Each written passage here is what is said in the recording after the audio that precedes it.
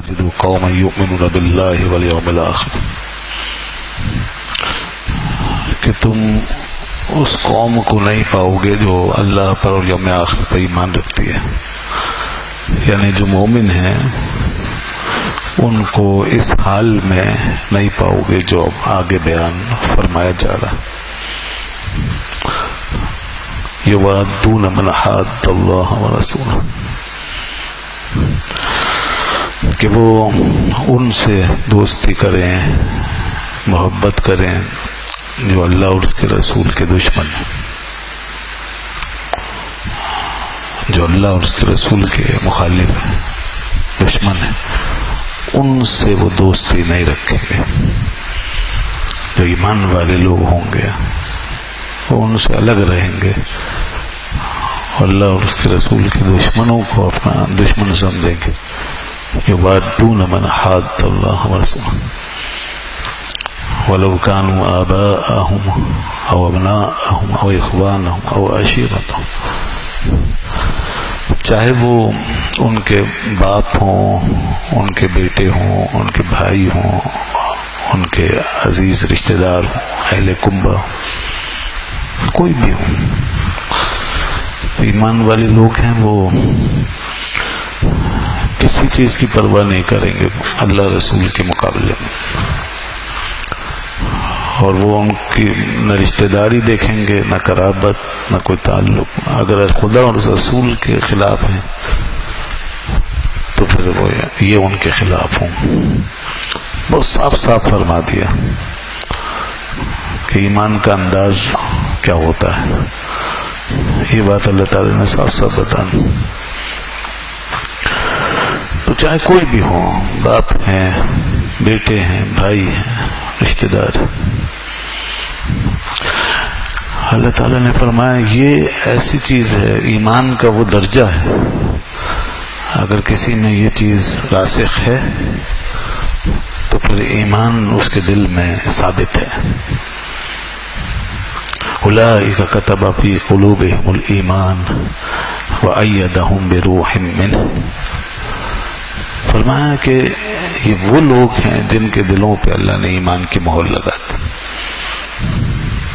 ایمان کی علامت ان سے ظاہر ہوگی، ان کے رویے سے، ان کے طریقے سے، ان کی زندگی سے، تو سمجھ لو ان کے اندر ایمان کی مہر لگی ہوئی۔ وہ اللہ رسول کے دشمن وہ کبھی اپنا دوست نہیں بنائیں گے، ان پہ ایمان کی مہر لگ گئے۔ اولئک کتب فی قلوبہم الایمان وأیدہم بروح منہ، اور اللہ تعالیٰ ان کی مدد فرماتا ہے اپنی روح کے ذریعے۔ روح سے مراد روح القدس بھی ہو سکتے ہیں، جبریل امین۔ روح سے مراد ایک نور بھی ہو سکتا ہے، نور اللہ ان کو عطا فرما دیتا ہے جس کی روشنی میں ان کے لیے دین کے سارے معاملات آسان ہو جاتے ہیں، اور خدا اور بندے کے تعلق اس کے لیے روشن ہو جاتا ہے، تو وہ روح کے ذریعے سے ان کی مدد فرماتا۔ اور پھر ان کے لیے اللہ نے انعام بیان فرمایا، وَيُدْخِلُهُمْ فِي جَنَّاتٍ تَجْرِي مِن تَحْتِهَا الْأَنْهَارُ خَالِدِينَ فِيهَا، جب یہ اللہ کے پاس پہنچیں گے مرنے کے بعد تو اللہ تعالیٰ ان کو اپنی جنتوں میں داخل فرمائے، اس میں ہمیشہ رہیں گے۔ ان کا ایمان ثابت ہو چکا، یہ اب ہمیشہ کے انعام کے مستحق ہے، ہمیشہ جنت میں رہیں گے، باغات میں جنت کے۔ اور پھر اللہ تعالیٰ ان کے لیے اور عزت افزائی ان کی فرماتا ہے، ان کے لیے مزید اعزاز بڑھاتا ہے، اور فرماتا ہے رضی اللہ عنہ ورضوا عنہ، اللہ ان سے راضی ہو گیا اور وہ اللہ سے راضی ہے۔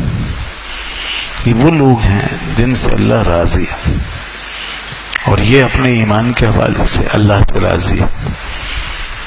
جو انہوں نے رویہ طریقہ اختیار کیا یہ بھی اللہ سے راضی ہے، اللہ ان سے راضی ہو گیا۔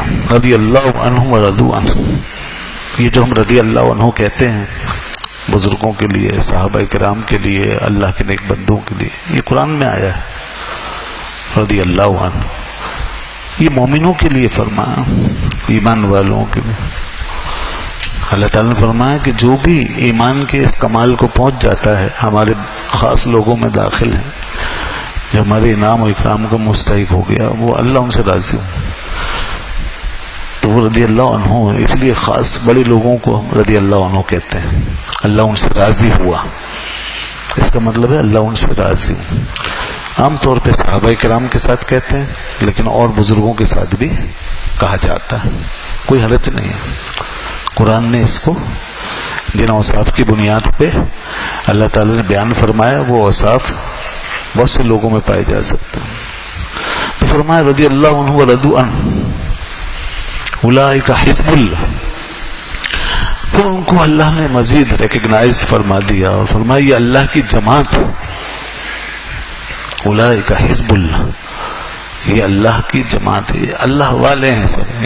ایک جماعت کہلائے گی اللہ کی، اللہ سے منسوب. دیکھیے ایمان سے شروع ہوئی یہ بات، ایمان کی کوالٹی بتائیے، ایمان کیسا ہونا چاہیے، اور پھر اس کے بعد یہاں تک اللہ نے ان کو باقاعدہ اپنی جماعت قرار دیا کہ اللہ کی جماعت.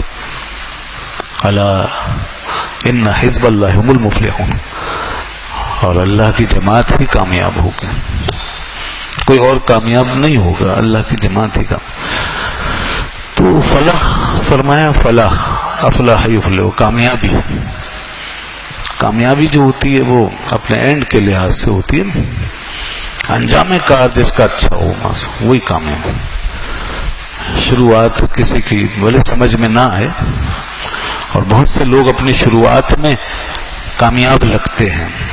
بہت سی تہذیبیں، جماعتیں، بہت سے معاشرے، آج کا جدید معاشرہ یہ اپنی شروعات میں لگتا ہے کہ کامیاب ہے. کامیاب نہیں، ایک قسم کی ترقی ہے.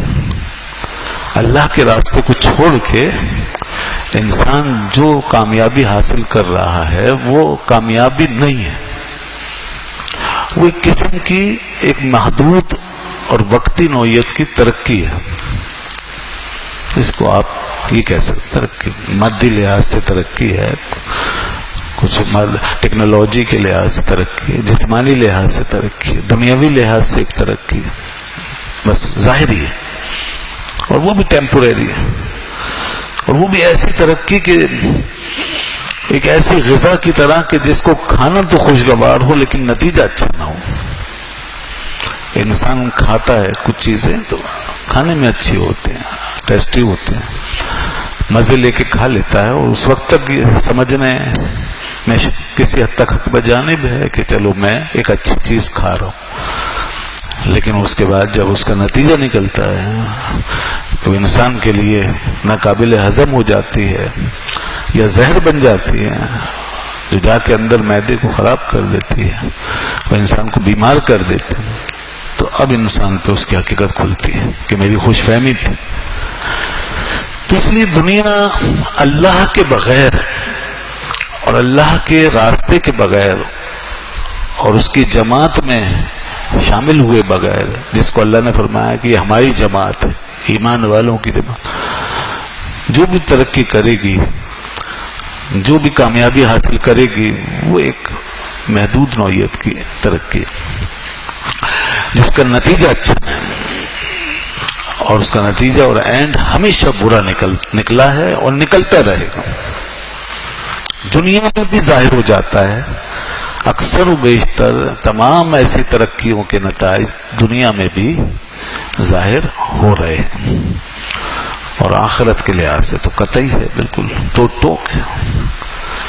وہاں تو آپ کے نام یہ مال کام آئے گا انسان کا، نہ دولت، نہ یہ انسان کی ٹیکنالوجی، نہ یہ انسان کے دور دراز کے سفر، نہ چاند پہ پہنچ جانا، نہ مریخ پہ قدم رکھ دینا، نہ بڑی بڑی مشینیں، نہ آلات. یہ سب چیزیں تو انسان کی ہی رہ گئیں. ہاں اگر اس کا تعلق، اس دوڑ دھوپ کا تعلق اللہ کے ساتھ ہو جائے تو پھر یہ آخرت میں ذخیرہ بن سکتا. اگر ہماری ان چیزوں کا تعلق خدا کے ساتھ ہو اور ایمان کے رشتے سے جڑ جائے اور خدا کی بات اور خدا کی محبت کو پھیلانے کا ذریعہ بن جائے، اس کی دلیل کو عام کرنے کا ذریعہ بن جائے، تو پھر یہ یقیناً آخرت بھی بن سکتا ہے۔ تو بات وہی ہے کہ انسان کی اصل ترقی یہ نہیں ہے۔ اسی لیے قرآن و حدیث میں ترقی کا لفظ نہیں آیا، ترقی نہیں ہے۔ ترقی بہت محدود اور بہت شارٹ سائٹڈ قسم کی چیز ہے، بہت محدود، نیرو سائٹڈ اور شارٹ سائٹڈ قسم کی چیز ہے، محدود ایک نقطہ نظر ہے۔ اللہ نے فلاح کا لفظ استعمال فرمایا، فلاح کامیابی، جس کو کہتے کامیابی، پراسپیرٹی، کمپریہنسو پراسپیرٹی، پوری مکمل ایک ایسی خوشی، کامیابی، کامرانی، اطمینان، سکون، جس پہ انسان ہر اعتبار سے مطمئن ہو جائے، تو فلاح اس کو کہتے ہیں جس کے بعد لاس نہ ہو، جس کے بعد غم نہ ہو، جس کے بعد افسوس نہ ہو، جس کا نتیجہ برا نہ ہو، جس کا اختتام، جس کا اینڈ اچھا ہو، وہ فلاح ہے۔ تو وہ بیان فرمائیے، اولئک هم المفلحون، یہ فلاح وابستہ ہے ایمان کے ساتھ اور نیک کاموں کے ساتھ۔